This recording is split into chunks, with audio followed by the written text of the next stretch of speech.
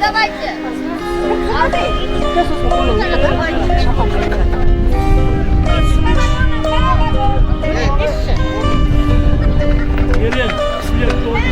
Сүрейік біз бірге қағып қосқанат Сенің жалың маған дұшпан болады Мына біздің достығымыз секілді Баламызда бір-бірімен дос болады Менің досым, мен әрке жақтаған Менің досым, мен өзіңе мақтанам Достығымның биік қылған тұғырын Менің досым барлығынан жақсы адам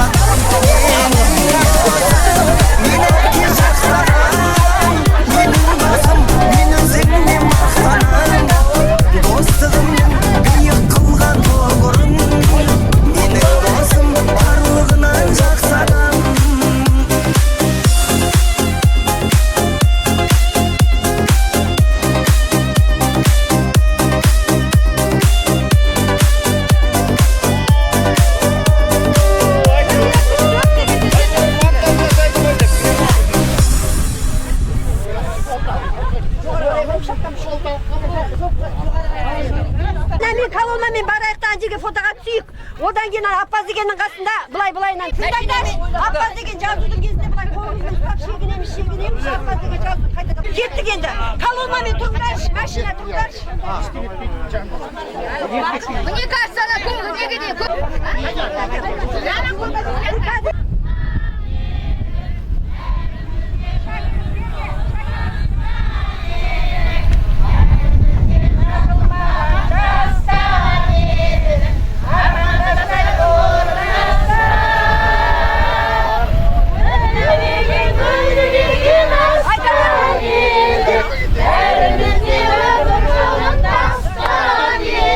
Ой, шіркінай, Замандастар қайда, замандастар қарлығаштай қайда екен.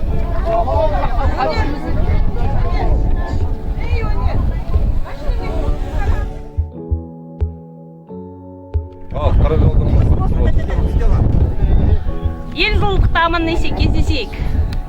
Басымыз аман, еліміз сау болсын. басымыз аман, деніміз сау, отанымыз аман болсын. 40 жылдық құтты болсын. Амандық болсын, денсаулық болсын. 40 жылдық құтты болсын. 40 жылдық құтты болсын. Отанымыз тыныш болсын. 50 жылдыққа жетейік. Құтты болсын бәрі. Қуаныштымын кездесіп жатқанымызға. 50 жылдықта кездесейік. 40 жыл құтты болсын. 50 жылдықта кездесуге жақсы. Класстастарды көргеніңе қуаныштымын. Тойымыз құтты болсын, 40 жылдығымыз. Қуанышты күндер көп болсын. Той қыласын. 40 жылдығымызды аман есен өткізейік. Бейбітшілік заман болсын. Алпысыңыздар бәріңді жақсы көремін. Мектепте осы жерге келіп білесің ба? Махаббат көпірі келіп осы жерге. Өзен тасуға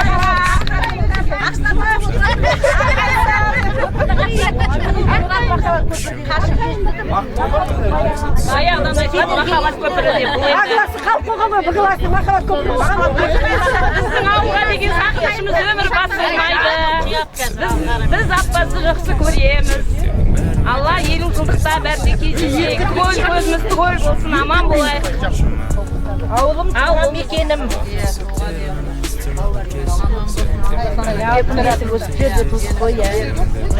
Алып келеміз ғой ауылға. 50 жылдықта жеткіземіз.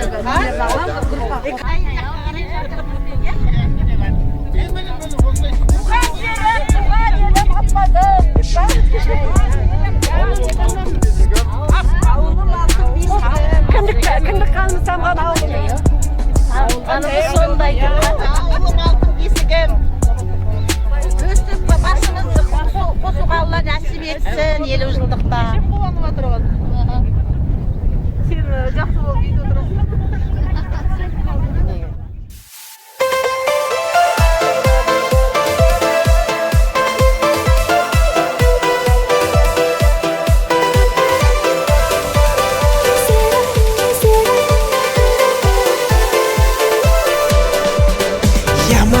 Ямасау, мәңге дау, біз билеген әндер-ау керім.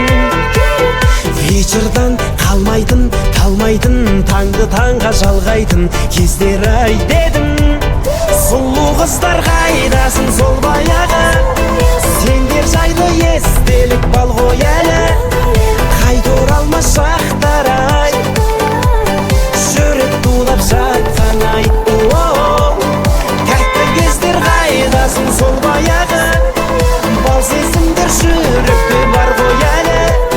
Қайталанбас сәттер-ай, қайта оралмас сәттер-ай.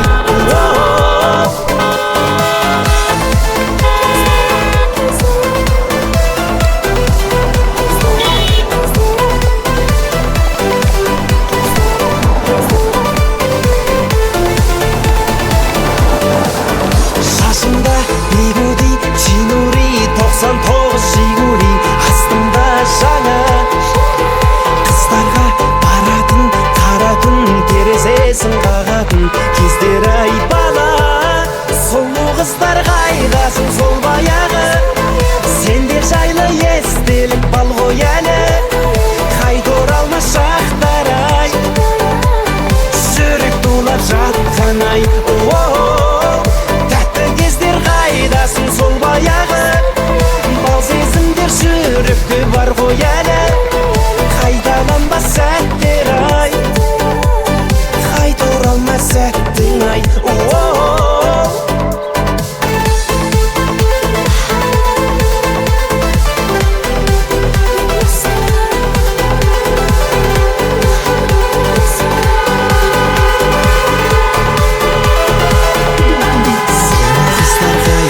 Сол баяғы, сендер жайлы естелік бал ғой әлі. Қайта оралмас шақтар-ай, жүрек тулап жатқан-ай. Тәтті кездер қайдасын сол баяғы, бал сезімдер жүректе бар ғой әлі. Қайталанбас сәттер-ай, қайта оралмас сәттің-ай.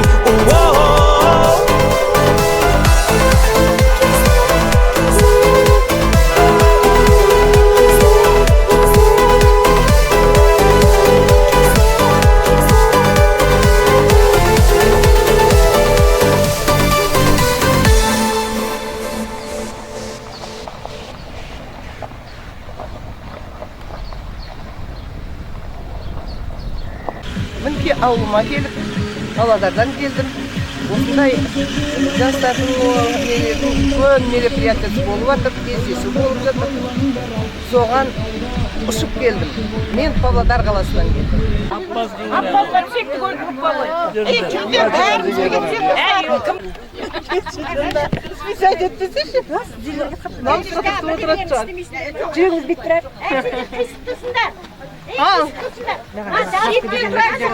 Амоня! Енді қалай тұрай? Қалай тұрамыз? Фото.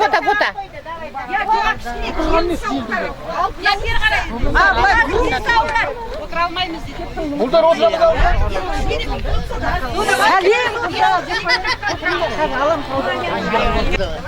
Қазір жиналсын бәрі, келе жатыр. Бәрі жиналсын.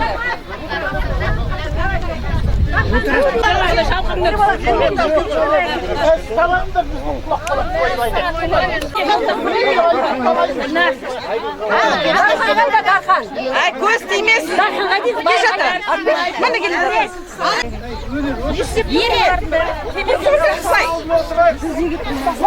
Darxan qayda?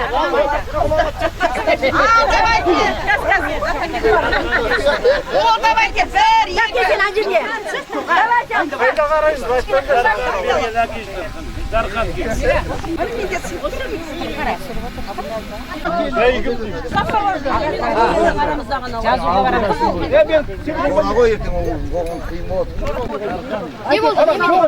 Кайменде соправление делал, ертең салып беретін, топқа салып беретін.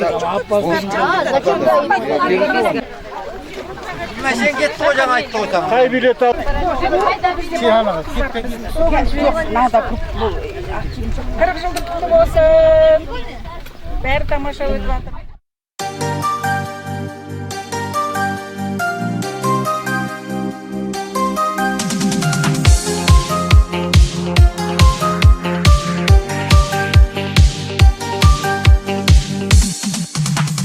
Жаным деп гүлнарам, күнде сағының барам.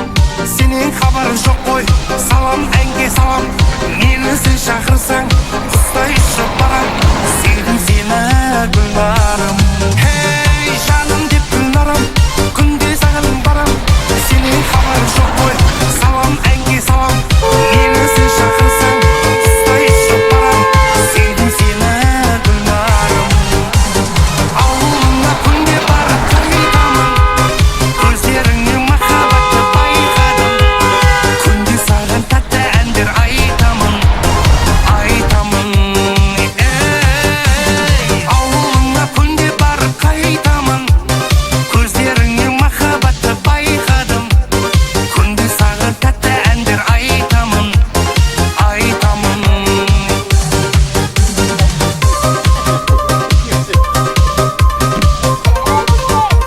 Жаман болсын ал, бейшілігінен амал. Жаттысың. Қайда дейін көріп? Мұй бағзыр берген.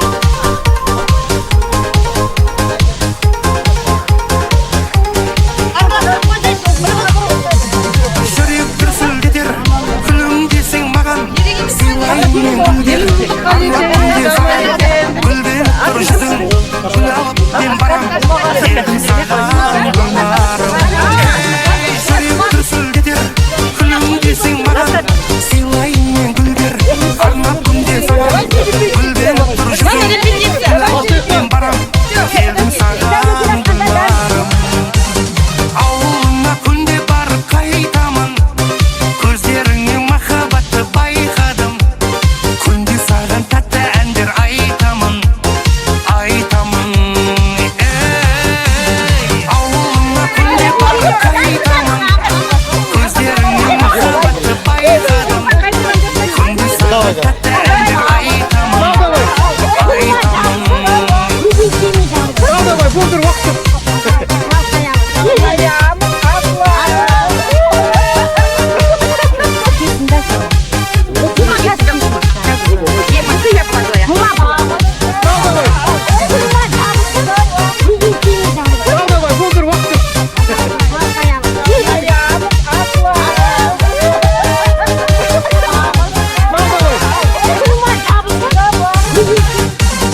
Ауылыңа күнде барып қайтамын.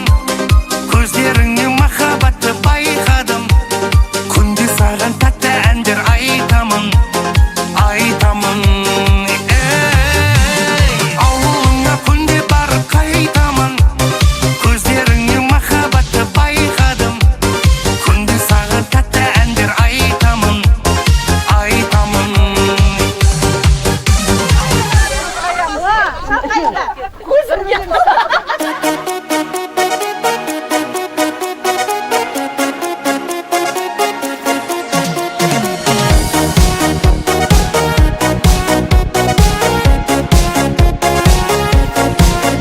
Hoş berетін атырды. Себесің, себесің сен. Жымиып қозғалтып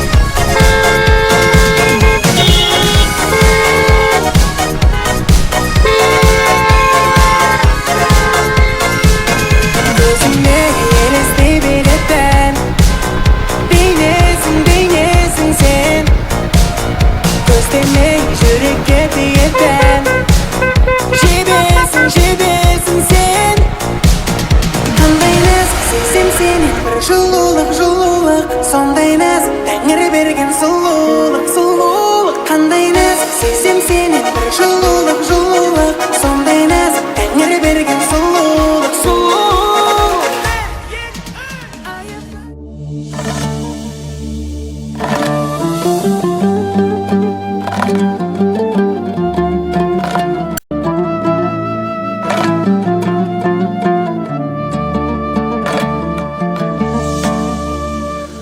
Қалаға қарай көшейік дейсің қарағым, ол жаққа барса оңалар мекен талабым. Шежіре білдім серігі едім серттескен, ауылды таста күнім ау қайда барамын. Ей құлыным алам жалғасын, қаңырап ордам қалмасын. Қалаға қарай көшейік дейсің немерем, кең жерден кетіп кеңейе қоймас кереге.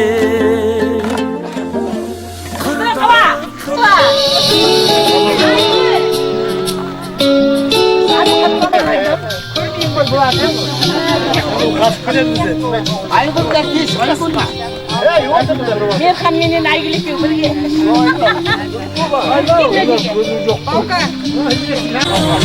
Тарқамасын тойымыз,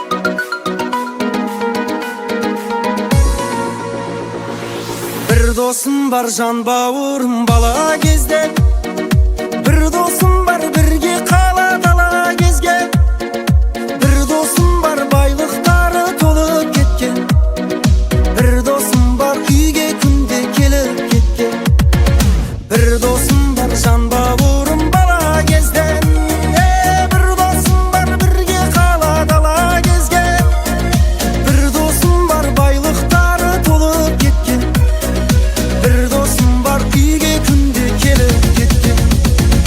Ey dostum dostum, sağdımdın ba sen de mene. Ey dostum dostum, sağdımdım koy men de seni.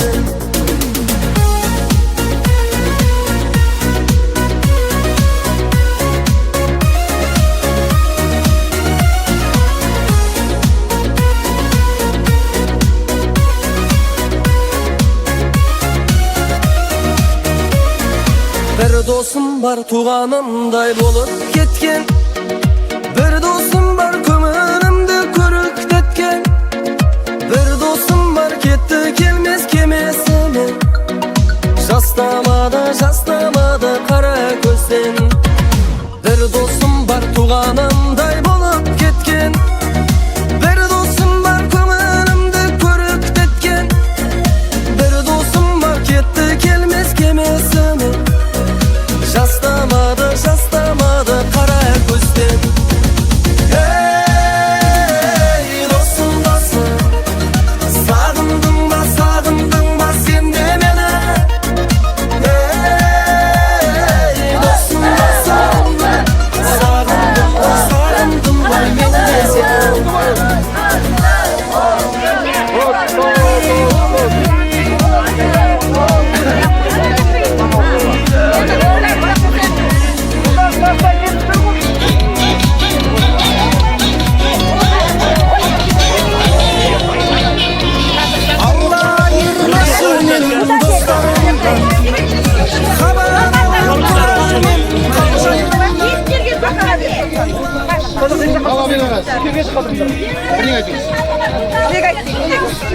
Ал бүгін мына Апаз ауылының 60 жылдары мектеп бітіргенде 40 жыл толып міне тойлап жатырмыз ауылға келіп. Ұстаздарымызға әлей ашып жатырмыз. Аруақтарымызға Құран оқытып жатырмыз. Бәрі қабыл болсын, құтты болсын. Көріп жүріз камера.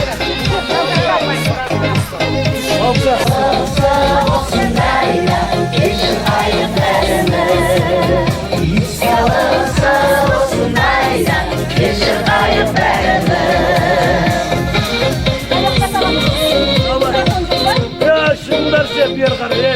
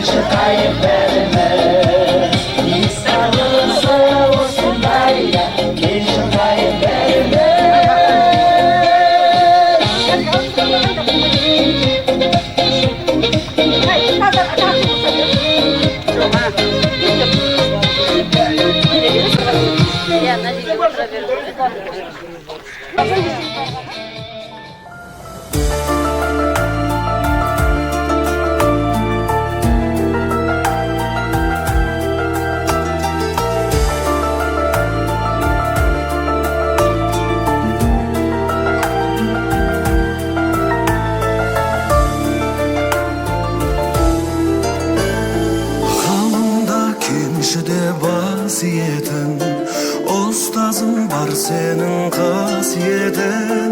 Benim bergen, oy bergen, akıl bergen. Köz aldımdan gitpi davasın beyni. Ostazım, akılşı dost, soyarmanım, arın alsın, sağın olsun. Ayol benim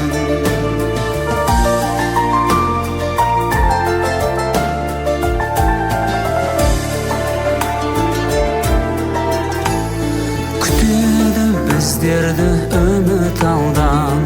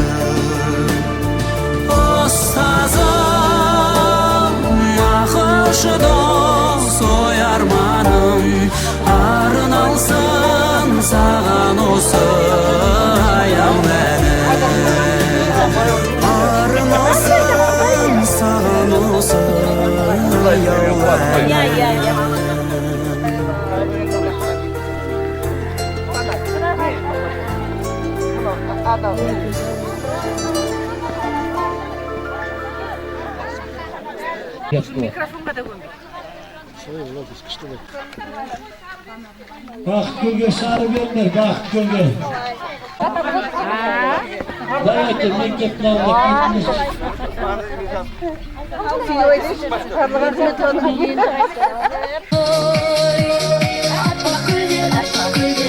gari kettiler. Memleket lavda varlar, memleket lavda. Kıltay kayda Kıltay?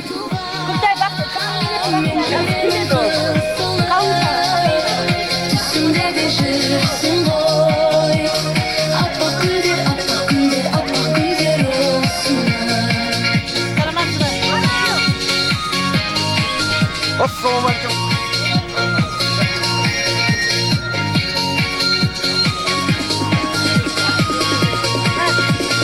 Gülüm gözün nurlana. Hamız қалай? Aykın sözün oylana. Canım ıslık ezildi. Söz tapayım aytola. Men жүрек.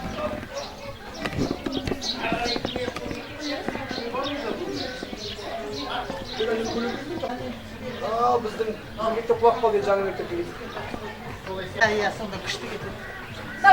Лестницамен тұру керек шығар. Иә, дұрыс. Үлкендер артта тұрсын, төмен кішкентайлар былай тұрамыз сонда.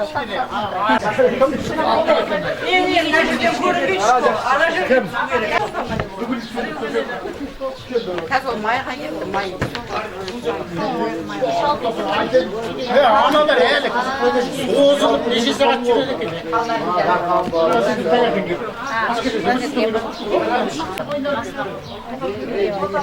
Biz anam iki top.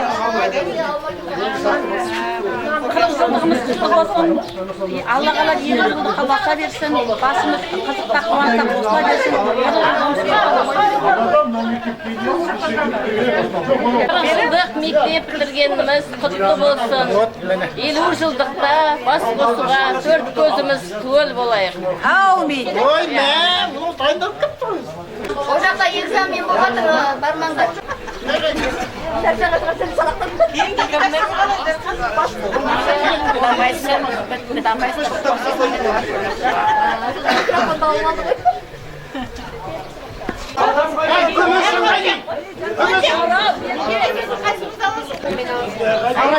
Sana давай. Қайсы аласың, айтшы. Бұның бәрі күземіз. Андел алмадым.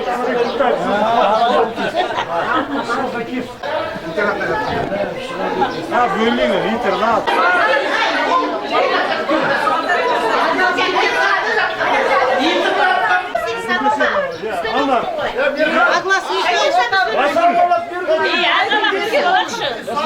Buzilar çıkmış, buzilar çıkmış. Öyle buzilar buzilar.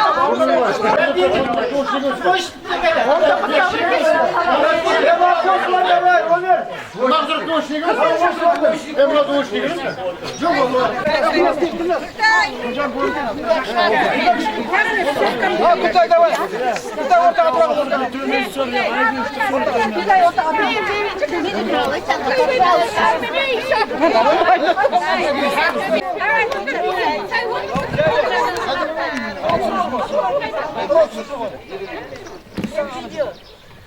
Şunlar kolunu gönderin video. Kılıç soldat. Video var.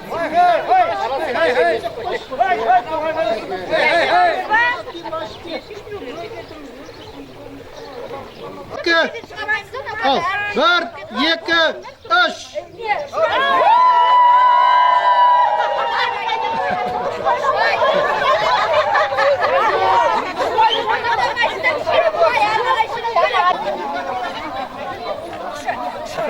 Uçması attılar енді.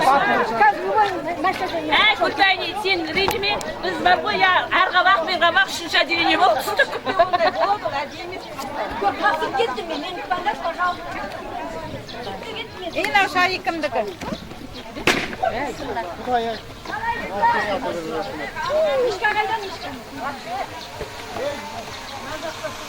Мишка өтіп кетті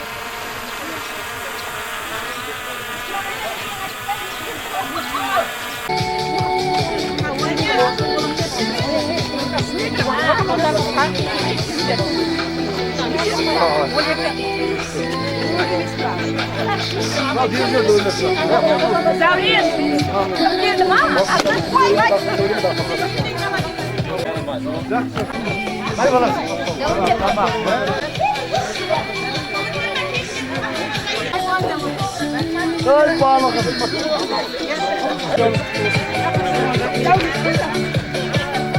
Men barış kaslarına.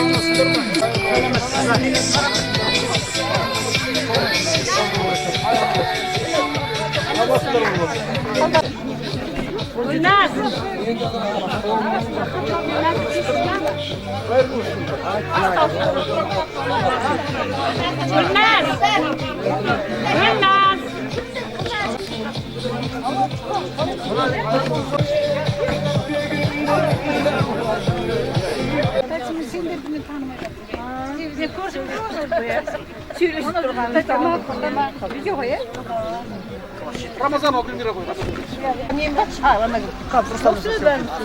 Кажется, мен ғана елдің классикасы сияқты.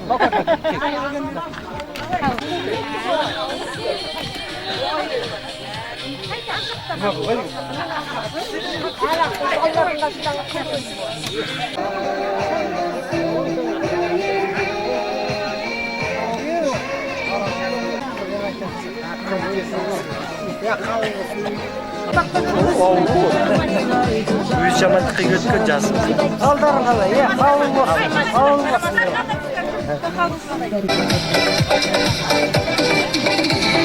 Ей құрдасым, құрдасым, көкірегіңнен нұр жаусын, мен туғанда сен неге жағаласың туған сен.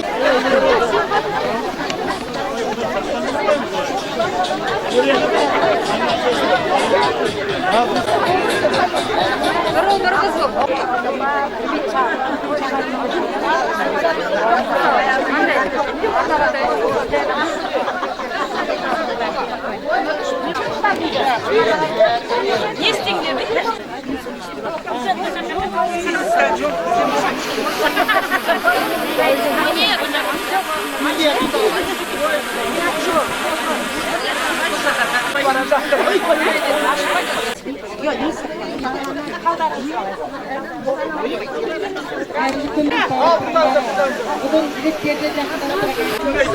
Естілмейді.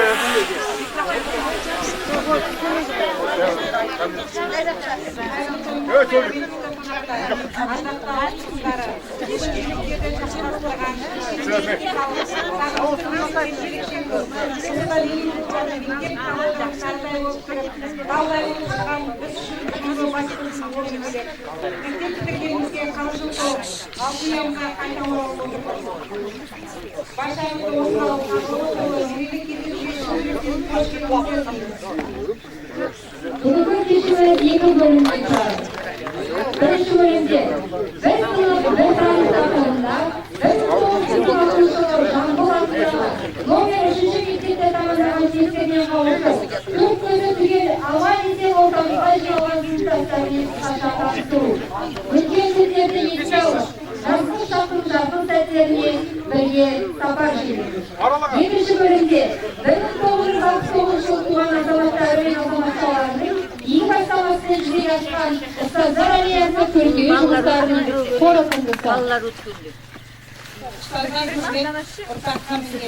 Сол себепті орталық көше бойына жаяу жүргіншілерге арналған саялы жол салынып, жас көшеттер егіліп, ұстаздар рухына тағзым ретінде көркейту жұмыстары.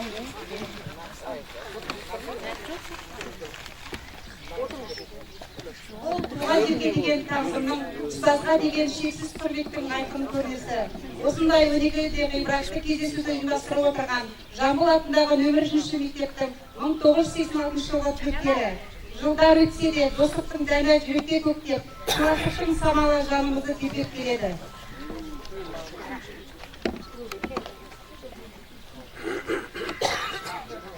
Бүгінде осындай басқосулар бір-екі күнге созылса да, жүректі жылытқан балалық шақты қайта тірілтіп, Алтын үйе мектебіміз бен аялы ұстаздарымызды еске түсіретін тағылымы мол, тәрбиесі терең мерекеге айналып отыр. Сол бір 1986 жылы Жамбыл атындағы нөмір 1-ші мектепте 2 сынып болып, 48 шәкірт тамамдап едік.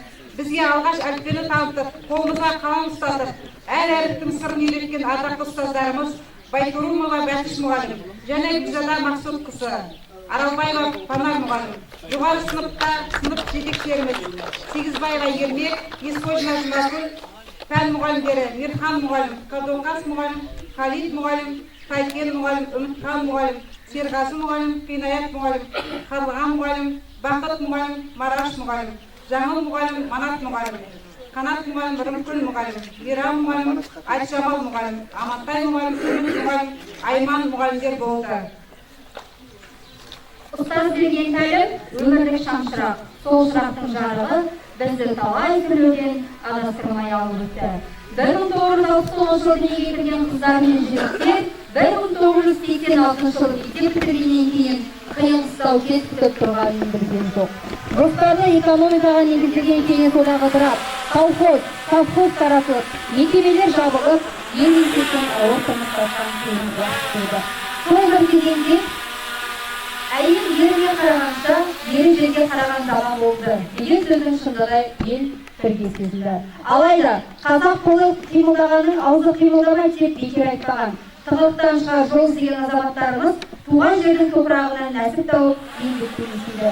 Солардың бірі жер жыртып трактор түзгенде ауыл шаруашылығы маңдай терін төккен сыныптасымыз Ерхан Боранбаев. Мал шаруашылығын дөңгелетіп, адал еңбектің арқасында елге танылған Ерен Разақов, Қуаныш Шегенбаев, Ирам Қасқанов, Өнер Қожахметов сынды сыныптастарымыз бүгінде белгілі кәсіпкерлер мен ел азаматтары қатарында. Ол 40 жылдың ішінде біздің сыныбымыз тек қуанышты ғана емес, ауыр сынақтардан өтті. Біздің екі жігітіміз Ерғали мен Айда жастық шақтарының ең көтерген кезінде отанымыздағы боз мектебі аттанды. 18-19 жастағы боз балалар Ауғанстанның ыстық құмын кешіп, от пен оқтың астында жүрді. Ерғали Түрбек Қарқаралының адал ұлы біздің ортамызда отыр. Ол соғыстың ашты дәнін татып, аман-есен оралды. Біз сіздің елімізбен мақтанамыз. Ардақ ол соғыстан да аман оралды. Аманат болып қалыптасып, аққалатта абзал біз дәрігері болды. Мыңдаған жанға шипа берді. Өкінішке орай 2020 жылы өмірден озды. Ардақ сенің орның бүгін бос тұр. Дәрігер ретінде адам өмірін сақтауға күш салған қос ерлігің үшін бас иеміз. Екеуінде біздің сыныптың мақтанышысыңдар. Кеңес одағы тарап, дағдарыс кезеңі келген кезде ер азаматтардан қалыспай, өмірдің ауыр жүгін қайыспай көтерген қайсар қыздарымыз да аз болған жоқ. Солардың бірі Күлтай Какимова. Ағадыр кетіндегі райфо жүйесінде ревизор бухгалтер болып еңбек етіп, заман өзгертіп, мекемелер тоқыраған тұста сауда саласына бет бұрып, қиындықтан жол таба білді.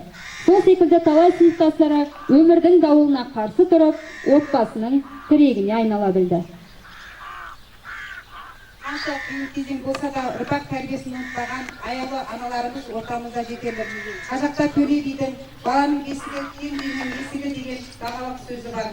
Сонау жаугершілік заманда да ұрпақ қарымын ойлаған халқымыздың сол қасиеті біздің қатарымызда да көрініс тапты. сол қиын тұста жылдары көп баланы дүниеге әкеліп алтын құшақты ана атанған билетов айнагүл олдырбай қайызбек көп балалы отбасының әкесі атанған айжан берік зор мақтанышпен айта аламыз. Біздің сыныптың тарихы бір ғана ұжымның емес, тұтас бір ұғымның еңбекпен өрген өмір жолының айнасы десек айқындық емес. Дәулет Исеғабыл баспа және жарнама саласында табысты еңбек етіп, ақпарат пен шығармашылықты ұштастырып келеді. Ерболат Түсіпханов өз ісінің майталман маманы атанып, алдағы қатарлы директор ретінде абыройлы еңбек жолын қалыптастырды. Ал Ерен Разақов 30 жылдан астам уақытын орман шаруашылығына арнап, табиғатты қорғау мен ел игілігі жолында аянбай еңбек етуде. Спорт саласында да мақтанар азаматтарымыз аз емес. Солардың бірі Дархан Тілемесов. Ол Қарағанды облысының бас бапкері, үстел теннисінен Қазақстан Республикасының спорт шебері. Ұстаздық пен бапкерлікті қатар алып жүрген Дарханның тәрбиесінен өткен шәкірттердің арасынан 10 спорт шебері, 20 спорт шеберлігіне үміткердің шығуы оның еңбегінің жемісі. Ал сыныбымыздың білім мен мейірімді серік еткен ақ халатты абзал жандары Бақыт Лялова, Салтанат Исқақова, Бақтыгүл Сыздықова, Гүлназ Шахатова, Гаухар Көшенова, Айгүл Сыздықова сынды қыздарымыз халық денсаулығы жолында абыройлы еңбек етіп, ел алғысына бөленіп келеді. Өндіріс саласында да сыныптастардың орны ерекше. Сәуле Орынбекова, Назгүл Оралбаева, Дархан Абдрахманов және Нұркен Мағзыров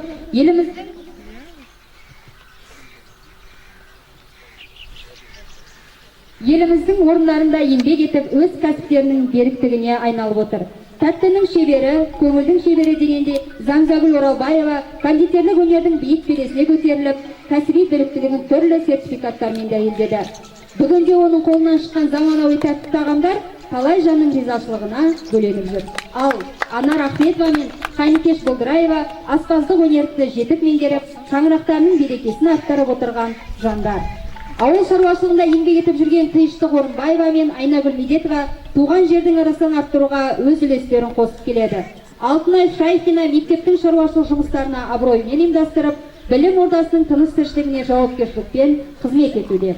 Нағима Сембаева теміржол саласында ұзақ жылдар бойы адал еңбек етіп, өз мамандығына деген құрметтің үлгісін көрсетті. Ал Жұлдыз Баданова мәдениет саласындағы еңбек етіп, киім дизайнер ретінде ұлттық талғам мен заманауи сәнді үйлестіріп келеді. Міне осылайша әрқайсымыз әр салада еңбек етіп, өмірдің сан-тармағында біріміз өндірісте, біріміз білім мен спортта, біріміз кәсіпкерлік пен мәдениетте табысқа жеттік. Бірақ бәрімізді біріктіретін ортақ қасиет туған мектептен алған тәлім мен достық тарихын адалдық. Бүгінде сыныптастарымыздың көпшілігі отбасының ардақты отағасы, аяулы аналары, немере сүйіп отырған бақытты ата-әжелер атанды.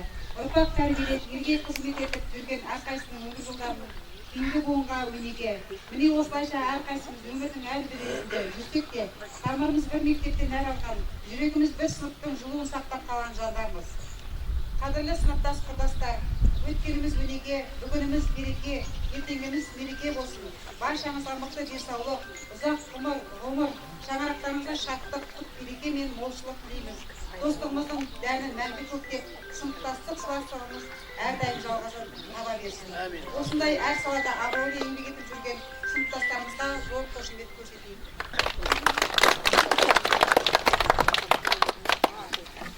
Екінші бөлім. Ардақты ағайын, қадірлі қонақтар. Ұстазы жақсының ұстамы жақсы дейді дана халқымыз. Бүгінгі тағылымға толы кездесудің екінші бөлімі туған ауылымызға деген құрмет пен ұстаздарға деген тағзымның айқын көрінісі. Ауылымызда бұрыннан бар ұстаздар аллеясы биыл 1969 жыл дүниеге келген ауыл азаматтары мен азаматшаларының қолдауымен жаңаша көркейіп жаңғыра түсті. 1986 жылғы түлектер туған жерге тарту ретінде аллея маңына жас көшеттер отырғызып, жаяу жүргіншілерге арналған саялы жол төсеп, айналасын абаттандырып, сәнді темір арка мен шарбақтар орнатты. Бұл орын ұстазға тағзым ететін, ұрпаққа өнеге болатын рухани мекенге айналды. Бұл шәкірт жүрегіндегі ұстазға деген алғыс пен құрметтің белгісі. Бұл туған жерге деген перзенттік парыздың көрінісі. Бұл келер ұрпаққа қалатын өнегелі із. алтын аяғыңыздан ұшырып, болашағыңызға бағыт бағдар берген барша ұстаздарымызға басымыз иіп, ізгі жандар мәңгілік жадымыздасыздар.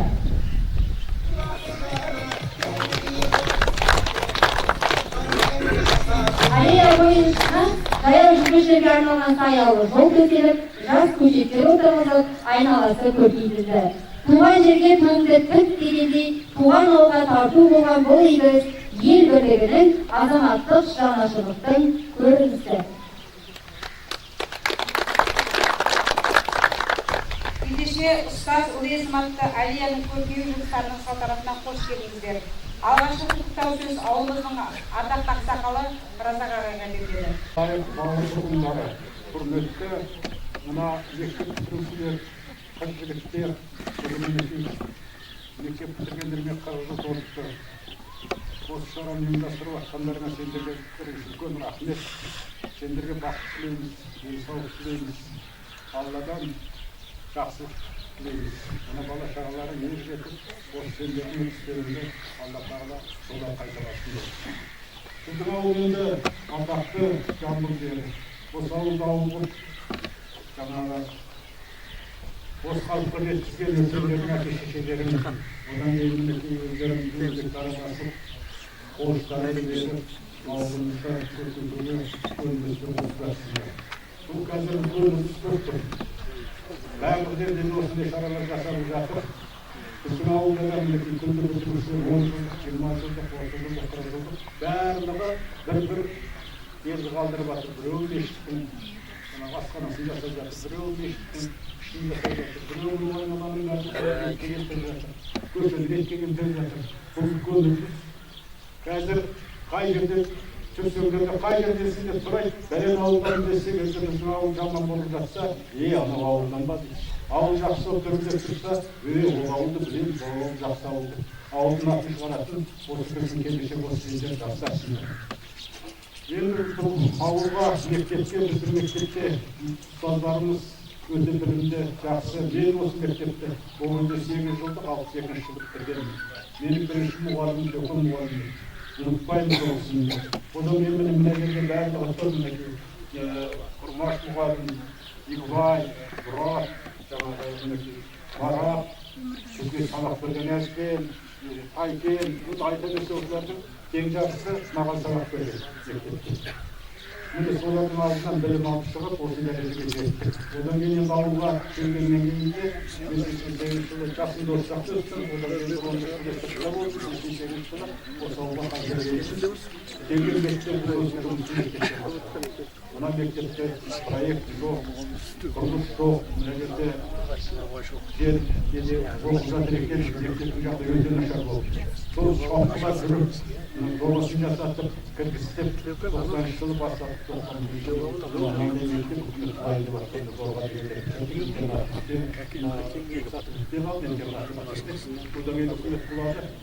үкімет құлағаннан кейін мектептен қолын көндірді. Отын болмай қалды, от жағылмай қалды, мектеп суық болды. Сол кезде ана интернатқа бір пеш салғызып, біздің ауылдың жігіттер, азаматтары, шайнақтар бастаған сол кездегі Иманбек, құрылысшылар.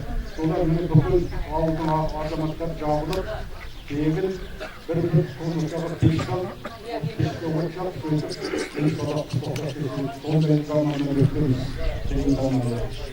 20 балалық интернат ұйымдастырып, ол интернат жылдай ұстадық. Соның бәрі қалыптасты.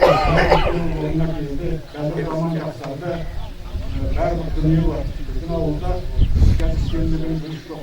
Бұл жетістік жол бар, свет бар, свет бар, басқа жағдай өзіміздің қолымызда. Ауылдың ретке келтіру, міне сол ретке келтіруге сендер көп көмек аласыздар. Мынау үлкен шаруа, ұстаздарды мынандай ескерткіш орнатып, міне сол ескерткіштің алды дұрыстау болмай тұреді, өткен адамдар анамен өтіп кетесіңдер. Қазір өткен адам мынандай тұрғаннан кейін бұрылып келіп кірме кенде пәндерді болып көреді. Соны айнекten көресіңдер, оны қылмайды, мынандай елдің өтсек болмайды. Мынандай шаруа жасатында үлкен шаруа, үлкен рахмет. Енді жайтамыз, жастарымыз ақ болсын, дендеріңіз сау болсын, аман болыңдар. осындай ауылды ұмытпай, жылда әр жылда осындай көмек беріп тұру ауыл бәрімізге бірдей. Қазір ауылды көбейтетін өзі біз. Қазір ауылға бір мыңдай шәкірт көмекті жоқ. Әркім еңбек жасап, ауылдың халқы, ауылдың азаматтары, ауылдың жолдары келіп, осы ауылды көбейтеді. Соны ұмытпаңдар. Ағзыр көп рахмет айтамыз ата-аналардың атынан, ауыл халқының атынан. Жақсылық болсын, амандықта, жақсылықта кездесейік. Рахмет.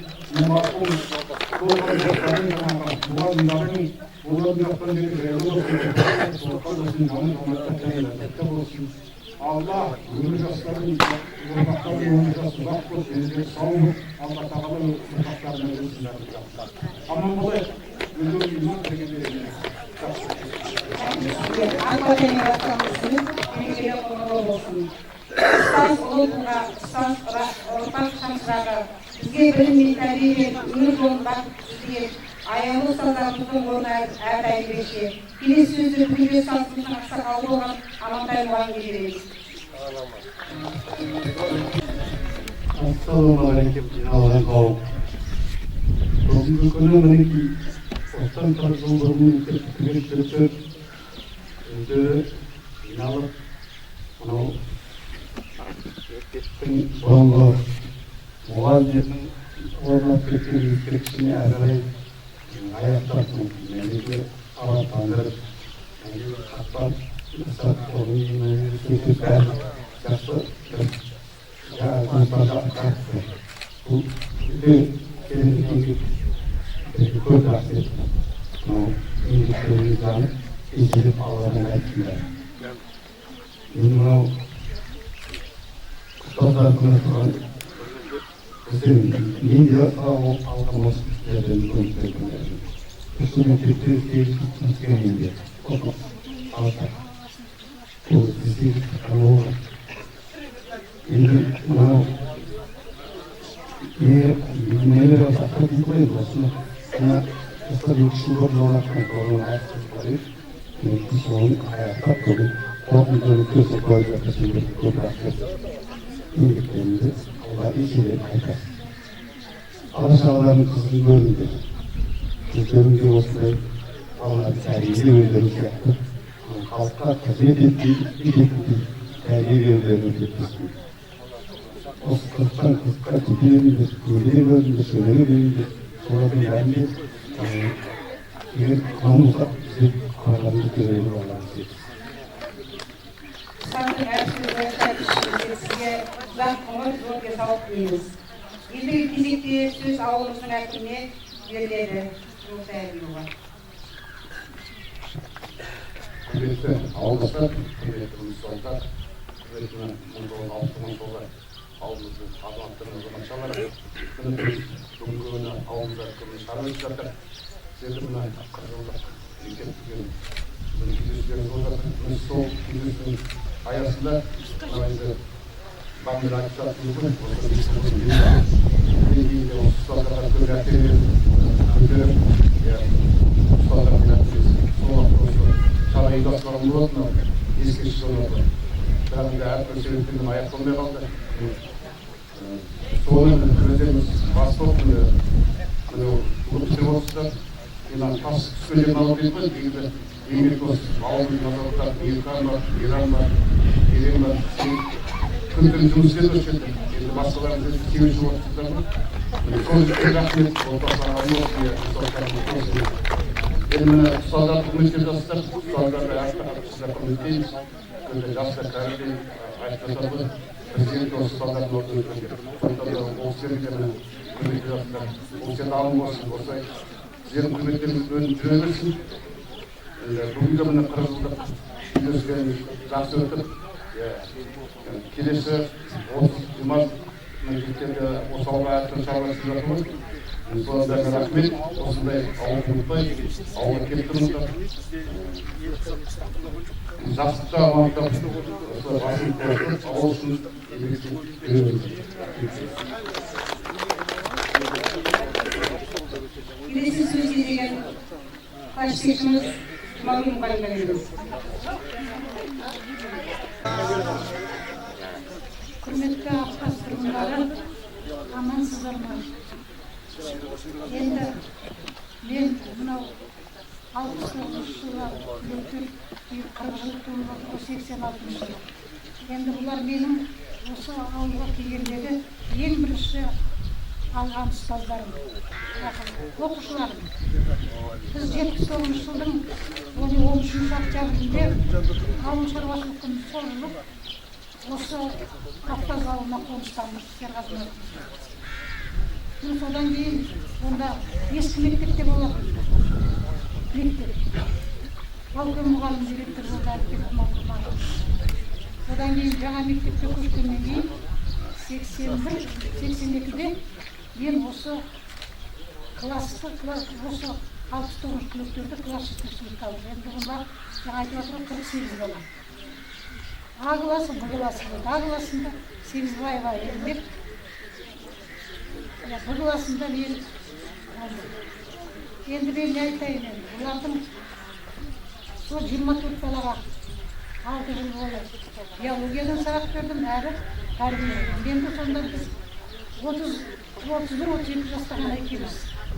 Өзіміз әлі балалықтың шығарып қоймаған. Мен ойласам, сонда енді осы балаларға тәрбие бергенде біз белгілі программамен тәрбие береміз. Өзімізден көргенімізді, түйгенімізді айтамыз. Серғазы марқұм айтатын, 15 жыл мен Аяз ата болдым. Мен Аяз атадан шығарымдар едім. Одан кейін Тілеуғабыл мұғалім сол сияқты, осы мектепте мен сол 20 жыл істегенде қыздар советінің басшысы болдым. Жаңа қыздар, кейбір қыздар айтып жатыр, ой, сіз сол уақытта өмірден алған тәжірибемді айтасыз, сондай расында қанша мықты тәрбие болады, бірақ біз өмірден түйгенімізді айттық. Бала кезімізде, жас кезімізде біз ата-ананың тәрбиесін алдық, мектептен тәрбие алдық. Қыз баланың қандай болады, соның бәрін әрбір класты бөліп, орта класс, жоғары класс деп бөліп жиналыс өткізетінімізді, әртүрлі мектеп шараларын өткізетінімізді. Мені қазір кейбір қыздар маған риза болады. Енді бұл балалардың ішінде жақсы оқыды. Жаңа айтып кетті ғой, барлық қайда жұмыс істейді. Әрине үлкен қазір енді 57-тен 57-ге келген азаматпен азаматшалар 60-қа тақап қалды.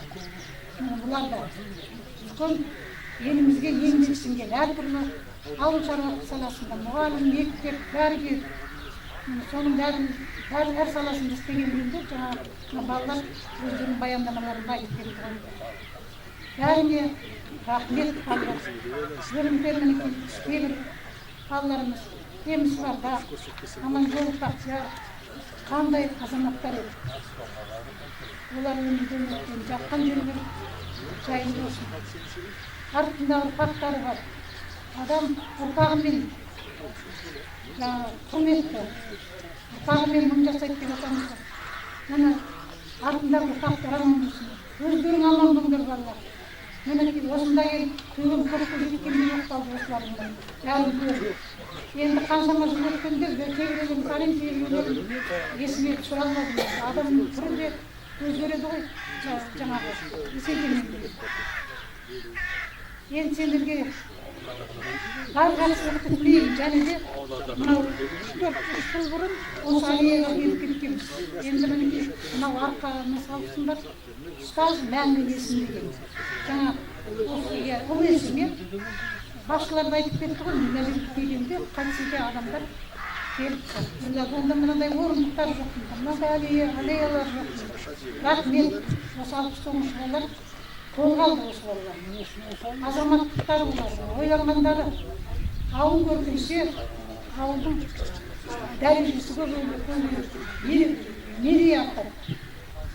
Енді аман болыңдар, басқа не айтайын, жасай беріңдер. Ұрпақтарың өсе берсін, өздерің де аман болыңдар, ата-аналарың барлығы аман болсын.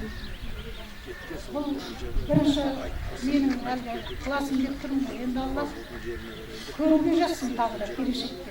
Барлығымыз аманшылықта, жақсылықта кездесуге Алла нәсіп етсін.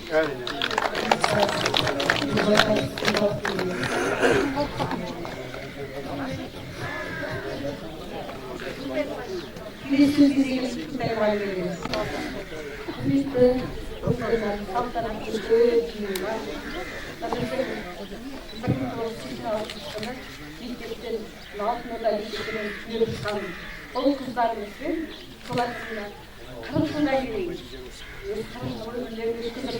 азамат болып, азаматша болып, ата әже болып, өздерінің туған жерлерінде, алтын орда мектептерінде 40 жылдан кейін бас қосып отырған кездесуге келіп жиналып отырмыз. Осы жиынға ауылымыздың ақсақалдары, ағзалыс дәрігерлері, алыстан келген мұғалімдер, қанаттіліктер қатысып отыр. Құтты болсын, келіпті дәрістері жасалатын жұмыстарын құтты болсын.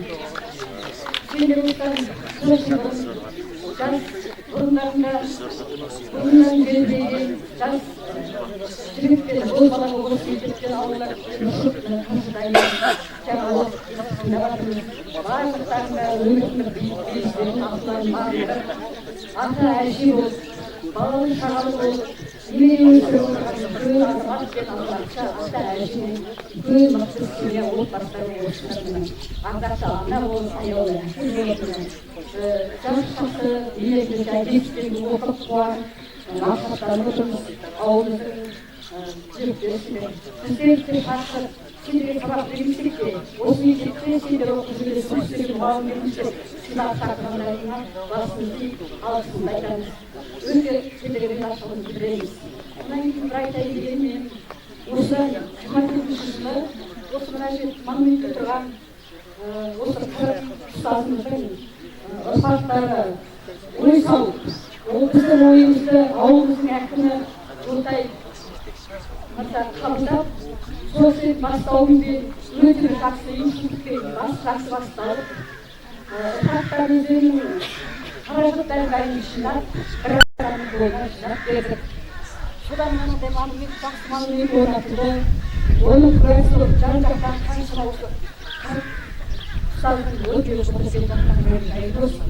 Ұрпақтар келіп, осы монументті салтанатты түрде ауылдың қанша әкімдерге сырттан қонақтар келіп, өте бір жақсы деңгейде ашып, салтанатты ашып еді.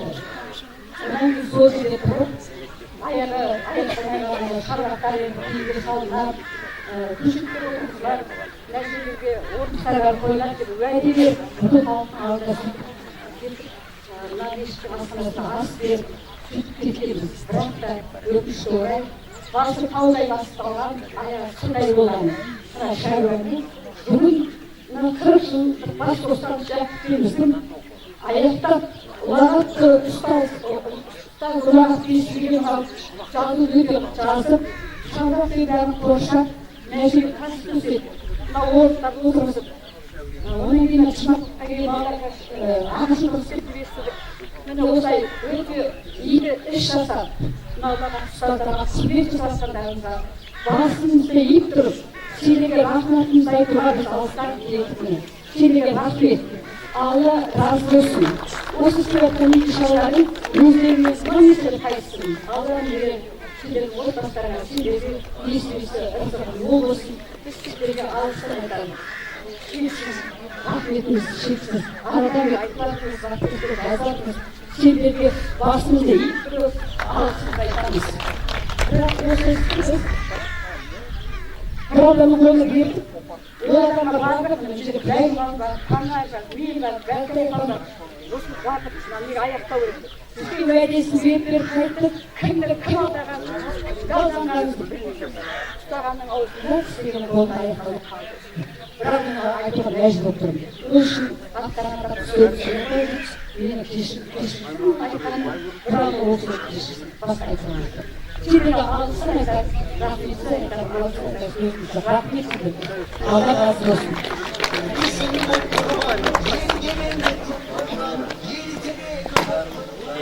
Кездесу тек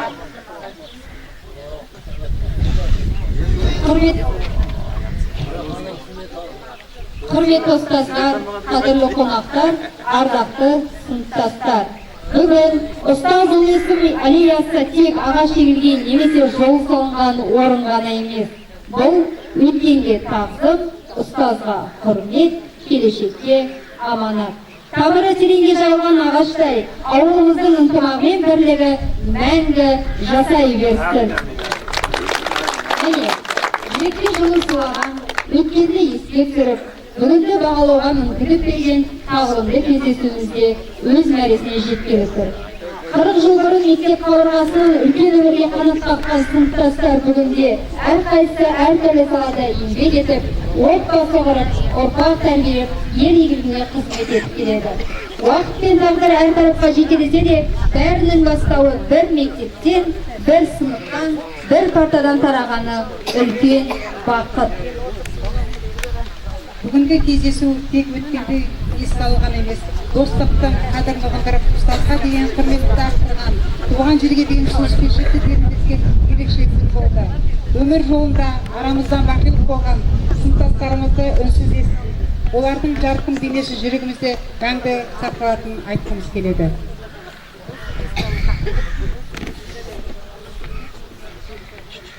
Bir minut ünsüzlük.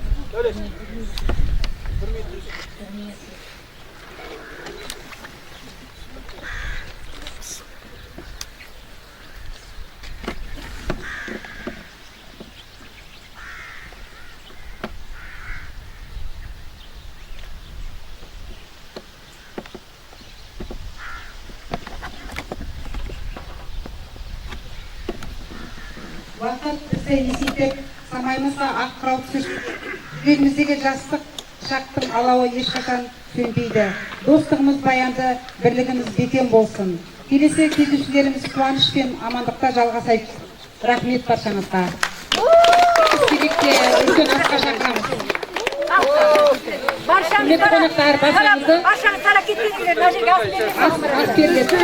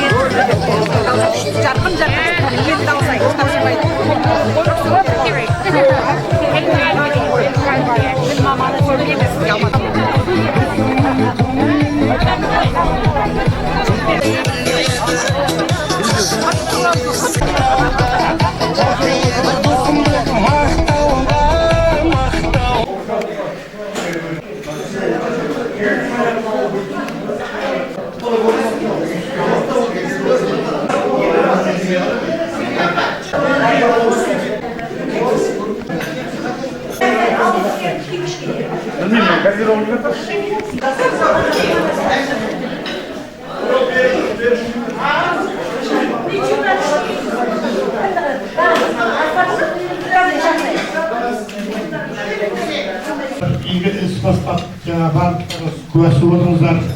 Осы мектептің аллеясын аяқталмаған істерді аяқтауға атсалысты. Жаңа ашылуы болды. Енді сонан кейін осы ауылымыздың көлдерде ауылымыздың азаматтары мен азаматшаларына дәм берейік деп осы мешіт асханасына барып бастарыңызды қосып отырған жайымыз бар. Өйткені қазақта сөз бар, өлі разы болмай, тірі байымайды деген. Аяулы ұстаздарымызды марқұм болып кеткен. Ай қолындай тегісіп, бірге өскен азаматтарымыз, азаматшаларымызды еске алып, бұлар құран бағыштайық деп, осы өздеріңізді үлкен ақсақалдарымыздың батасын алайық деп, бастарыңызды қосып отырған жайы бар.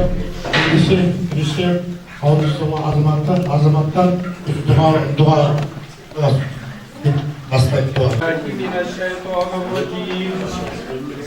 بسم الله الرحمن الرحيم الحمد لله رب العالمين الرحمن الرحيم مالك يوم الدين إياك نعبد وإياك نستعين اهدنا الصراط المستقيم صراط الذين أنعمت عليهم غير المغضوب عليهم ولا الضالين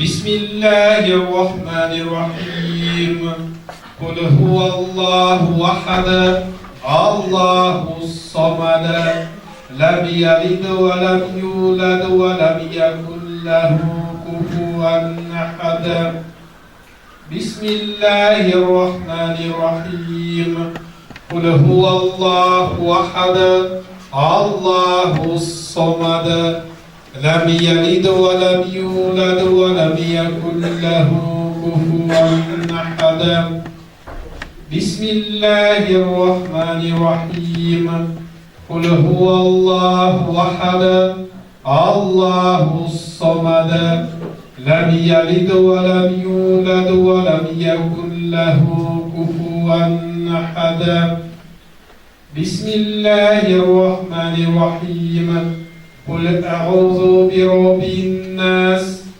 ملك الناس إله الناس من شر الوسواس الخناس الذي يوسوس في صدور الناس من الجنة والناس صدق الله العظيم سبحان ربك رب العزة عما يصفون وسلام على المرسلين والحمد لله رب العالمين Ya Allah'ın olsa parçalarının parçası, yerimlerin yerimiz olan Allah, özünü kalanın özünü rahmetine kullanı sokran ayetlerine olsa Peygamber Muhammed sallallahu aleyhi ve sellem nukuna, Peygamberlerin nukuna, sahabaların nukuna, niyemilerin nukuna, la ilahe illallah, Muhammed Resulullah dediğin kelimeyi getirmek bağışlanma Müslümanları kutlatma başladım. Olsa bizim havlumuzdan tamamını etkin bağışlamaktan kutlatma başladım. Arnayı türlü осы құрамын арнайы түрде біздің ауылымыздың мектебін еске алған әр жылдар қызмет еткен ұстазымызға бағыштаймыз. Қашқарбеков Азымхан рухына, Бергебеков Құрмаш, Ашимов Шұғай рухына, Нақашев Төкен, Сайынов Кәрім, Сүпеков Егебай рухына, Айбұрымызды Гүлсім Махметжанов Марат рухына, Адамов Алимат, Ишмағамбетов Мұрат рухына, Жұманбаев Азамбай, Кнегенов Балтабай рухтарына, Мағзубекова Ғұрмасар, Құдышев Оралбек, Рахымжанова Майкен рухына, Әбдікәрім Халид, Қызки Саметбек, Мақсұт Құзыр рухына, Аманбаев Абдулғаз, Аманжолов Байжан, Мәшірбаева Нұрхан рухтарына, Әліпбеков Балқой, Слабекова Күләш, Сатыбалдығы Төкен рухына, Әкірберген Бақыт, Жұмағалиев Серғазы рухтарына, Кешубаева Қаскен, Қасенова Кәкетай, Молдажанова Мәрия рухтарына, Құлбаева Өмірзада, Құрмашева Рүмбек, Ахметова Қарылға рухына, Боранбаева Күлназия, Нұрғалиев Қайролла рухтарына, Шахатова Жаңыл, Аралбаев Қанат, Жапақова Айман рухына, Түрбекова Рүмкүл, Қасенова Сәуле рухтарына, Жаманбаев Тілеуғабыл, Қыдырқова Кенжегіл рухтарына, Нұрхайдарова Света, Нұрхайдаров Қауыш рухтарына, Әбдікәрімова Нұргүл, Әбекеева Назым рухтарына, Жексенкеева Кишкен, Оралбаева Әлия рухтарына, арнайы түрде айғылдай бірге өсіп, бір сыныпта оқыған, біздің марқұм болған кластас достарымыздың рухтарына, келін балалар мен осы қадыр ұстазға болған келіндерімізге, күйеу балаларымызға бағыштаймыз. Арнайы түрде Сайран Бақытұлының рухына, Ақан Орынбекұлының рухына, Мейрам Ивайұлының рухына, Мейрамбек Өмірзақұлының рухына, Бақтияр Тайжанұлының рухына, Сағатбек Сәбетұлының рухына, Есіпкүл Мәжілісқызының рухына, Ардақ Жақанның рухына, әулетіміз осы 69-лардың күйеу балалары мен келін балалары марқұм болған Алмаш Қанапия қызы рухына, Гүлжазира Сайлаубекқызы рухына, Жомарт Басылжанұлы рухына, Дәулет Тұрсұлы рухына, Сейітқазы Амангелді рухына, Назым Оралқызы рухына, Манарбек Айкен рухына, Сабыр Қуанышбек рухына бағыштаймыз.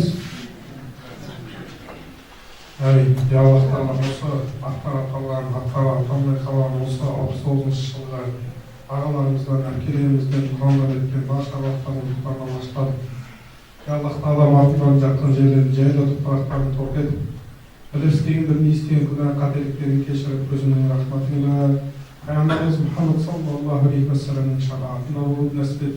Ya Allah Teala musallallahu kanun nurunun haberlerini olanlar canların cennette. Kabrazanın sıfatı zavutuna sakla.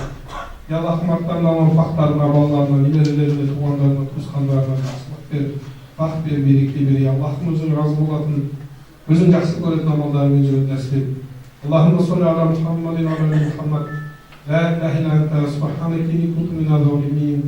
Rabbana atina fid dunya hasanatan wa fil akhirati hasanatan wa qina adhaban nar. Bi rahmatika ya Allah. Allah'a sonsuz şükür aytıyorsun. Тәніңді тапсырғанда қара жерге қасыңа бірге жатар қайтуысы, қоштасар жарым деген жарыңызда айналып қайғысымен зарыңызға. Өлгенде ол да саған дос болмайды, әйтеуір серік болар барыңызда.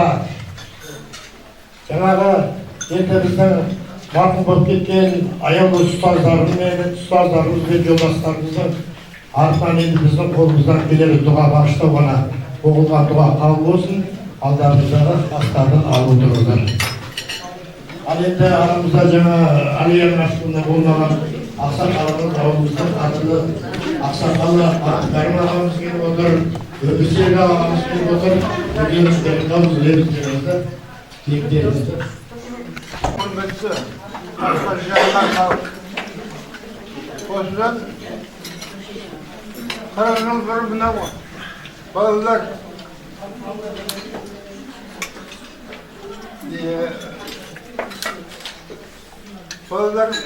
баса бергенбіз 10 жылдықты бітіргенде. Сонда менің бір айтқан сөзім бар. Жыландай жыл арасы 17-ге кейінгі қай жерде күн болам деп Маяковскийдің сөзі. Осы балалар мінекей 17-ден асырып қақ тарапқа кетіп енді қайтадан жидалды. Мектебін көрді. Сол кезде көз көргендерді көрді. Ас беріп жатты, қабыл болсын. Иншалла. Иә. Бұл бір үлкен мерекелерде шара ғой енді. Қабыл болсын, хабаршылық болсын. Осындай дәстүр жалғаса берсін иншалла. Мына балалар бала отыр жады. Жасай берсін. Өмір қызықты болсын, бала шағалардың қызығын көрсін. Бір-алар уже ер жетіп, самайына ақ кіре бастаған сол. Ол ақ кіре керек. Қойылана берсін. Олардың қызығын көріңдер, алып уақытта.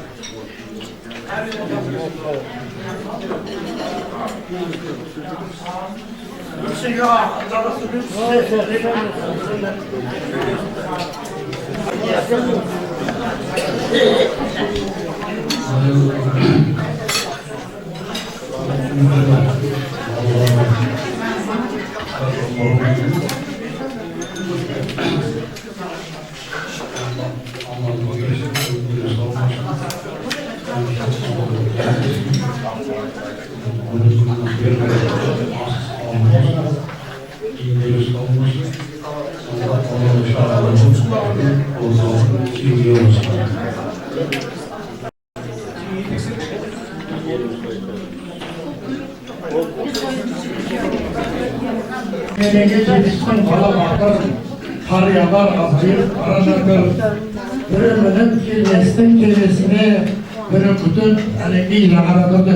Muhammad yakının akıbetlerinde bu aksakallarınız aman olsun ortamız özürlü. Sizlerge zor ömür versin, arzalıkta aman aralarında olsun. Sizlerden balkamının ел көкірек, жаңбырмен жел көкіректе бugün biz Kur'an verip atmanda bir nur жауыптыр ауылымызда бұл өте бүгін істеп жатыр іс-шарамыздың ішінде Алла Тағала өткізгені деп ойлаймын.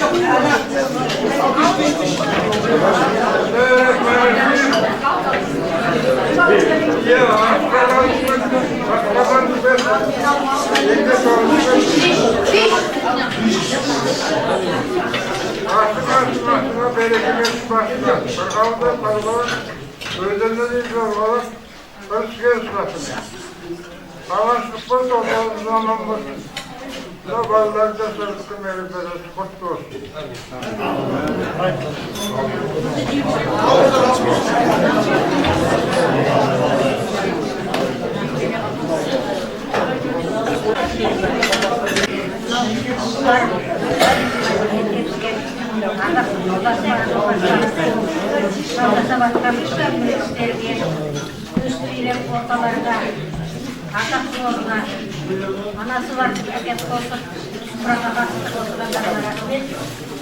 Alacakalarımın göründü. Ağaçlara var, 20 yıldan bir aman işe gelip, dördün bağın altına taslak yoluna karşılığı da bunu değil. 21 yaşında geçi vardı. Yaptan bir yayın olsun. Bildirge, sol ervatlık kullanan, bildirge, yemesin. Alacakalarımın sonunu dördü. Rahmet. Mal aslında kalan bir yerden alacakalar. Ortalarında Allah kulağında beni atar. Şahslar Türk'lerden nasip etsin. Yollardan kırılan ortadan sürüyorlarına yetişsin. Aman kısa sağlıktan olurlar, baktım olurlar, yaşlıkta olurlar.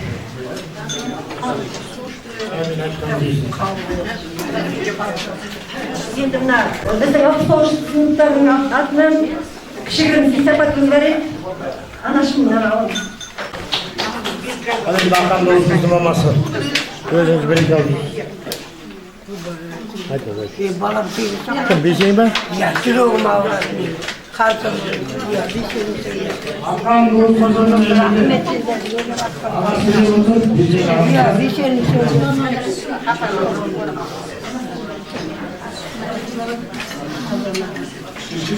Allah razı olsun. Assalomu alaykum. Boshqa prezident. Hurmatli alqishlovlar. Qizlar, yigitlar. Bugun jasad o'tgan sizga istaymiz. Allohdan duo bo'lsin.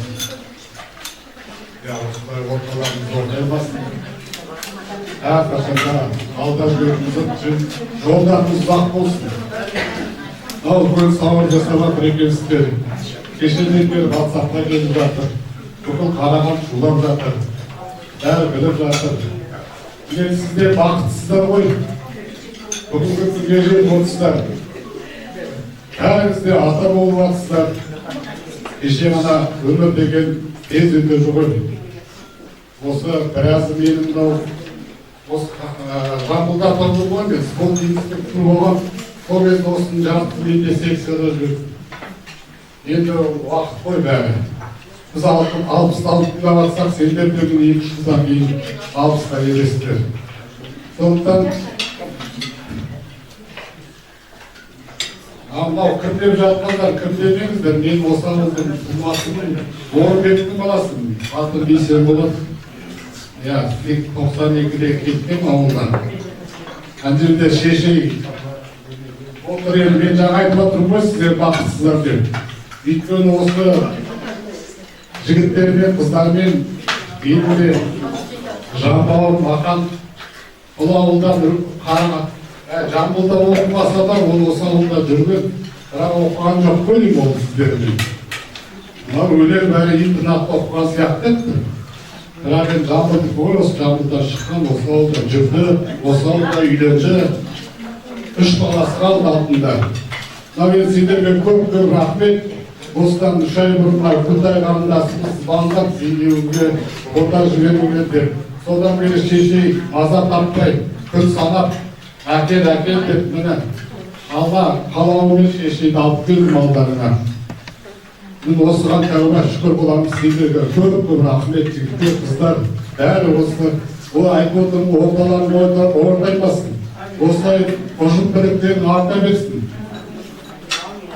алда жүретін жолдарында ұзақ болсын бала шағаларың қызығын көріңдер мынау үлкендеріміз ортада аман болсын үлкендер аман болсын міне батыл осы кісілердің ниеттеріне келіп жатсыздар ғой бәрі алладан сауапты болсын кішкене қобалжыттым маған анау жамбылға келген сайын қобалжиды енді қазақта жақсы сөз бар ғой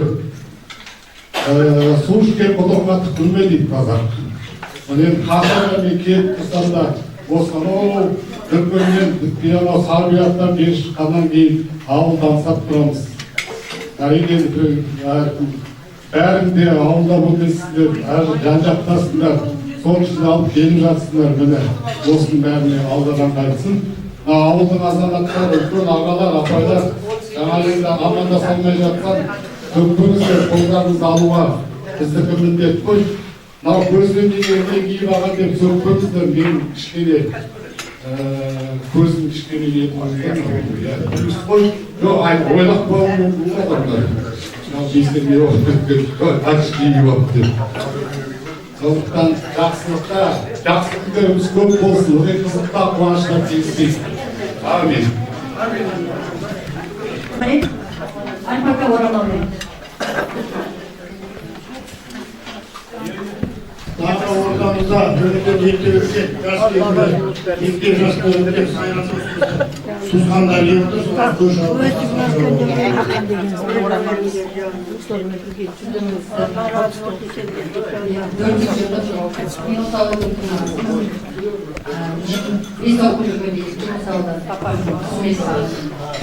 Көркіндіктің сәлематсыздар қалдарыңыз қалай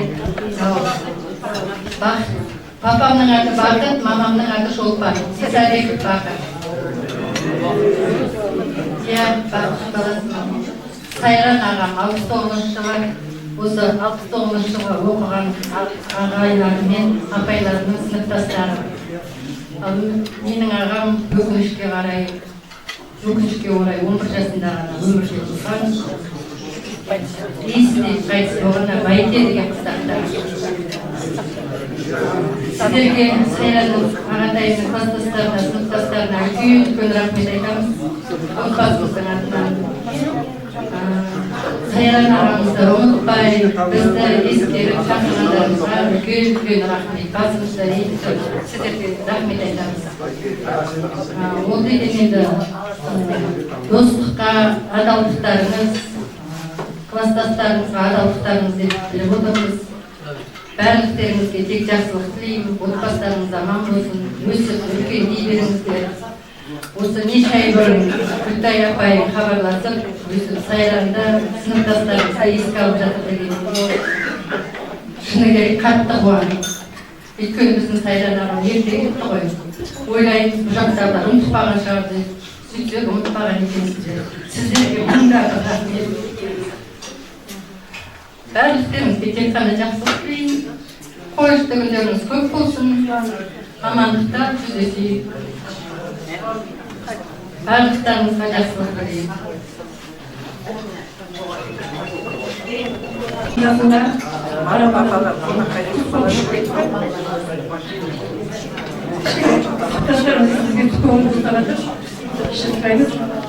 Сайранның 3 аппен бірге бауырына келіп отырып сол бауырына арнап сыныптастарының атынан шақырдым.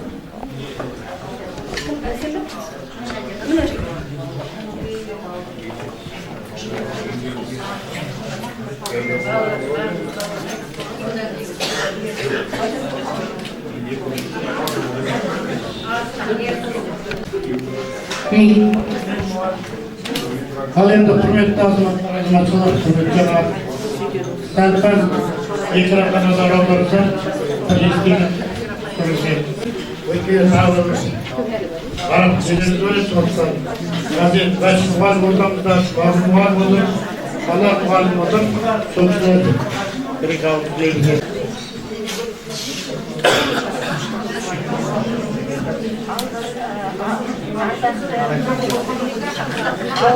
Ауыл ақсақалдары ауылдың атжаулықты аналары, сіздерге үлкен сәлем бердім. Мен осыдан 40 жыл бұрын жаңағы аттар аталған балаларға, 86 бітірген балаларға әліппеден әріп танытқан ұстаздар едім. Балаларым қыстан бері қарай хабарласып, менің келінім парасатсыз телефон тауып жақсылап тұрып хабарласып, бүкіл билеттерім бәрін хабарлап отырды. Ешқандай шара жоспарлап қоймасын, ардақты қонағымды деп шақырамыз деп құрметтеді. Оған осы шәкірттеріме үлкен алғыс. Жастарымызға жамандық көрмейді. Әдебиетте қазір ұрпақтар беріп, немересі отырған апамызда. Сондықтан барлықтарына жақсылық тілеймін. Абыройлы болыңдар. Отбасыларың, ошақтастарың аман болсын. Алла тағала ақылдан ұрпақ берсін. Бала берсең, сана бер дейді ғой Алла тағала. Сол тілейм, сендердің барлықтарына аналық жүрекпен тілеймін балаларым. Осы отырған ата-аналар жаңағы ол дүниелік болып кеткен аналарға көңіл айтамын. Иманды болсын балаларым, топырағы болса иманды болар. Ал енді ұрпақтарым, шәкірттерім, сендерге тілерім, өмірдегі барлық жақсылықты тілеймін. Қайда жүрсеңдер де жолдарың ашық, жақсылық болады.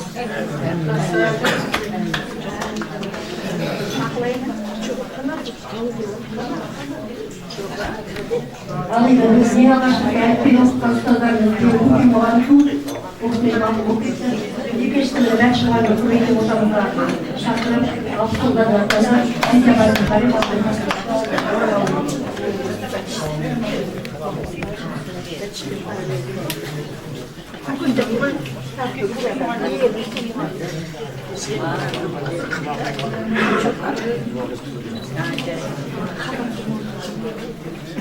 құрметті ауылдастар, осындай үлкен жерде кездескеніме өте қуаныштымын. Беріп жатқан құрамдарымыз қабыл болсын. Жаңа өздеріңіз айтқансыздар, көңілі риза болмайсыздар, байымайды дейді. Керемет бастама, керемет шара. Енді жаңағы марқұмдардың жатқан жері қалсын. Енді біз сол қарағандықтан келдік. Яғни мынау шөптерге әсіресе риза болып, неше күннен бері сол құлағымызға естіп, осындай шара жасалады деген естіп, керемет қуанып, Әртай апамызға барлығымыз анжақтар қуанып жатырмыз. Мына егістеріміз керемет болды. Осының алдында бірақ шөптер құрылды осы жерде. Кездесуінде бірақ та ешкім қолға алмады еді. Мына сендердің егістеріне керемет риза болып, сондықтан да рахметімізді айтатын, жаңағы Қытай шекара Қытай күрін айтып кетті. Сол үшін рахмет айтуға рахмет сендер. Жаңа сендердің жетістіктеріңде қуанып жатырмыз сендер. Қай жерде еңбек етіп жатсыңдар. Бүрің ата, әже, қолдасыңдар. Сол жетістіктеріңе біз расында да ризамыз. Бізге сендердің осы сыйластықтар, сендердің осы құрметтеріңнен артық бізге ештеңе қажет емес. Рахмет сендерге.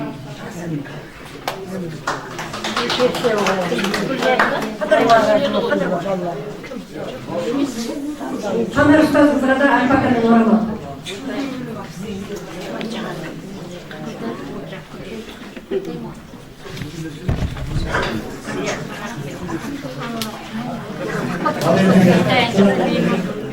Duanın muhalefetinin жетекшісі.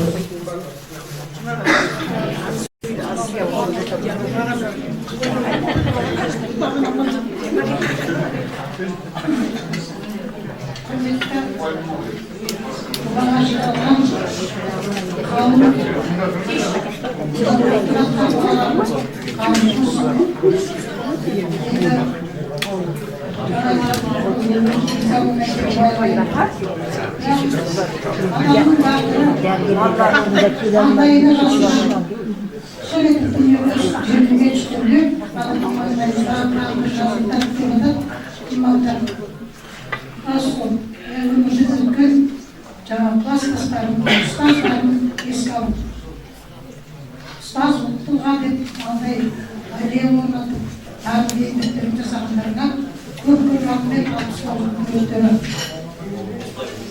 Енді мен бұларды осы жаңа 48 бала дедім, бұл балдар алтын балдар. Сол уақытта біздің оқытқан балаларымыздың бәрі алтын балдар. Бізге ешқандай күш салған жоқ, ешқандай жүргімізге тиген жоқ асын айтқанда. Онымен осы ата-аналарда неге десеңіздер, сол уақыттағы біз балдармен негізде болады ғой, бір ұрысқақ та, ренжісек те, бірақ соған дейін ата-аналарына айтсақ, ата-аналар қоса бізді жақтайды. Ұстазға ата-ана өмірдескен. Сондықтан ешқандай ренжім жоқ. Бәрін егер ренжім, мен қатты сөз айтып бірден болса, Алла қолдарынан кешірім сұрайық. Міне бұл оқытқан балалар мына қасиетті жұман оқытып жатсыңдар. Көп астана бірінші жаңағыда артынан дұға бағыштау абзал. Аман болыңыздар, мынау берге бастарымыз. Садақаларымыз сауапқа жатсын, оқытқан дұғаларымыз қабыл әр уақыттарымыз. Тек қана осы Аппаз ауылына жақсылыққа, қуанышқа ғана келейік. Аман болыңыздар, ендігі кездесу.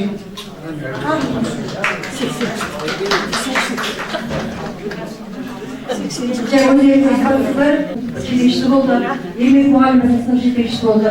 Біздің естіген оған жіберге қазір шет болған жоқ. Жұбайты мұғалімдеріне альпакасы болмасын.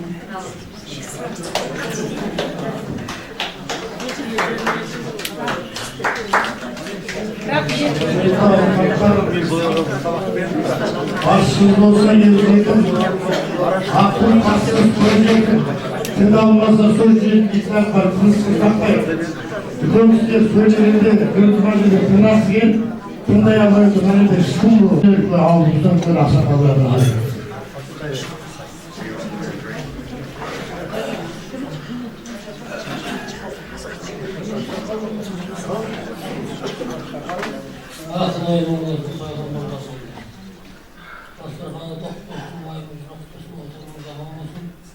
Берген дұғаларың қабыл болсын, мынау қырылық әрі қарай жасай беріңдер, өмірдің қызығын көре беріңдер, Аллахым жағын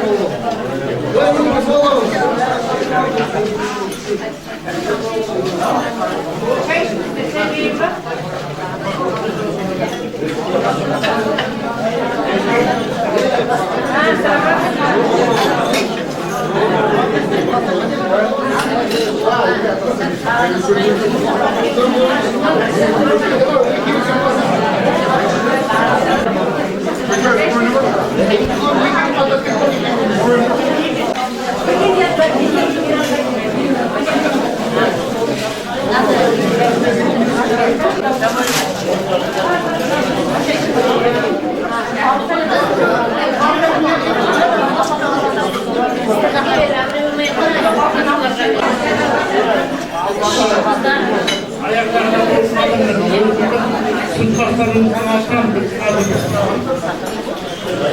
аздығын бәсекелеріне көне.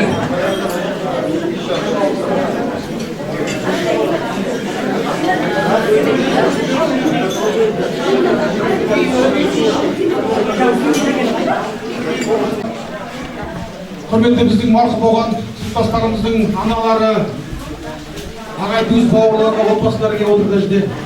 Бүгін біліп отырсыздар енді мынау 69 жыл туып, осында 76-80 жылдары мектепте оқып, бір сыныпта бәріміз түлеп ұшқан біздің қыз жігіттер міне. Осы ресторанда күнде болып жүрміз, ауылға келіп, бір жақсылық жасайық деп, бәріміз ақылдасып міне марқұм болған ұстаздардың ертеңгісін жан-жақтарын дұрыстап, бұл енді мәңгілік нәрселер ғой осы. Адам кетеді, ауыл орнында қалады, ертең бір адамдар келіп жүретін, мынау марқұм болған ұстаздар еске алып келіп жүретін бір жақсы жер болсын деп, осылай бір жақсы шаруа істеп жатырмыз. Енді сіздер, біз енді тастасып сағынып, мынау арттан құрабақ шабастар, сіздер балаларыңызды, жағаларыңызды, бауырларыңызды сағынып, міне бізбен бірге болып, қол жайып келіп жатсыздар. Сол қадамдарыңызға нұр жаусын, амандық болсын, жақсылық болсын. Енді өлер ризамай тірімай міне арбақтан еске алып, бәрін міне түрлер көз алдымызға келіп, жүрегімізбен сағынып еске алып жатырмыз. Сондықтан да Алла тағала қабыл етсін, міне арқадан құра бағыштап жатырмыз. Бір адам тіршілік жасайды дейді, осылай бір тіршілікте жақсылыққа, амандыққа келісе берейік. Ауылымыздың ақсақалдары міне келіп баталарын беріп жатыр. Аналарымыз келіп міне рахметтерін айтып жатыр. Сіздер аман болыңыздар, ауылымыз аман болсын. Ал енді осы біз жалғасады деп ойлаймыз. Әрбір осындай юбилей бар міне біздің ауылымыздың түлектері, сол ауылымызды көркейтуге атсалысып, амандық жақсылықта келісе берейік. Жан-жақтан келген жаңағы міне қонақтарымыз, жолдарыңыз болып, амандықта жақсылықта келісе бала нәсіп етсін. Сіздер де міне бауырларымызды, жағаларыңызға еске алып, міне бізбен бірге болып жатсыздар. Сол амандық тіршілік болсын, біршілік болсын, осындай амандықта жақсылықта келісейік. Сол келгеніңізге рахмет, Алла разы болсын барлықтарыңызға, амандықта жақсылықта келісейік. Құран қабыл болсын. Zaten burada ayakta tabii ki oynamayın herhalde. Şimdi oyunlar bu mikrofonun kuruluşu kişilerine konumuzda tüm ilgili 30 yaşamını kapsadı. Ama dikkatleyine bakmıştık. Bunda aktarmakının yokluğunu bildiğimizde şükür bol. Yine çağırıkta gelince şakilimiz bu bütün olabilir. Yani asfaltı bizim kucağımızda birleştiğine kolay arkadaşımızda kutlamakta birimiz asfalt olur. Sonra kapanın çok önemliliğinde asfaltı bizde bütün firmaların adına sağın akmet ayıplasın. Yeni şahinaka Allah'ın ömrü çalışsın. Allah baskın görür, şahinak şartlarını görür. Yeni biliyorsunuz aşağı olsa Arkada anlara gelgen şakanımız var et, yani biziratımızdan biriysin.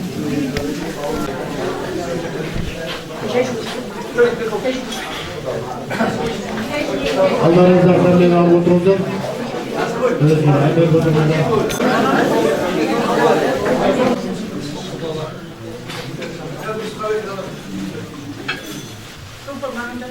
Bismillahirrahmanirrahim. Akıdan yolundasın, muhabbet kalayışların oldu. Bak olsun Hıdır'dan kesme sevletken keyifler. Yallah da Allah özüm verdim, işlenmedim, özüm verdim. Ya, şartlandık, kuvardık, sağlarımızda. Bugün en büyük geçelim, yaşlı sağlar.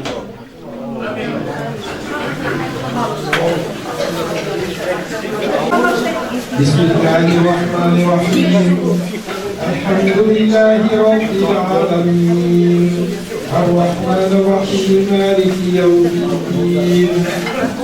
İyyâke na'budu ve iyyâke nesta'in. İhdinâs-sirâtal mustakîm.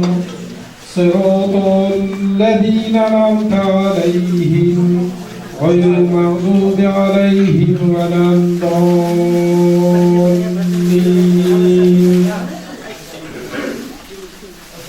بسم الله الرحمن الرحيم والعصر إن الإنسان لفي خسر إلا الذين آمنوا وعملوا الصالحات وتواصوا بالحق وتواصوا بالصبر بسم الله الرحمن الرحيم لإيلاف قريش إيلافهم رحلة الشتاء والصيف فليعبدوا رب هذا البيت الذي أطعمهم من جوع وآمنهم من خوف صدق الله العظيم سبحان ربك رب العزة عما يصفون وسلام على المرسلين والحمد لله رب العالمين.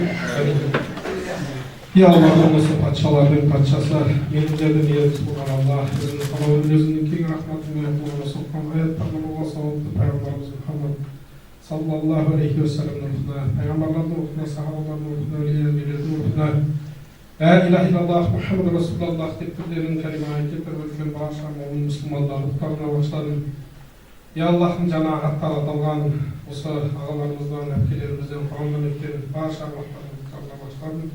Ya Allah'ım ardından yattığın yerlerini cayla, topraklarını toplayıp, bir isteyen bir isteyenine kaderliklerini geçirip, özünün rahmetinde Peygamberimiz Muhammed sallallahu aleyhi ve sellem'in şefaatinde olup, Ya Allah Teala'm, o sokulan Kur'an'ın nurымен kabirlerin nurlanıp, canların cennet bir kabir azabından saklar, uzağlıktan saklar. Ya Allah'ım atlarından, ұрпақтарына, балаларына, немерелеріне, туғандарына, туысқандарына жақсылық бер, бақ бер, береке бер.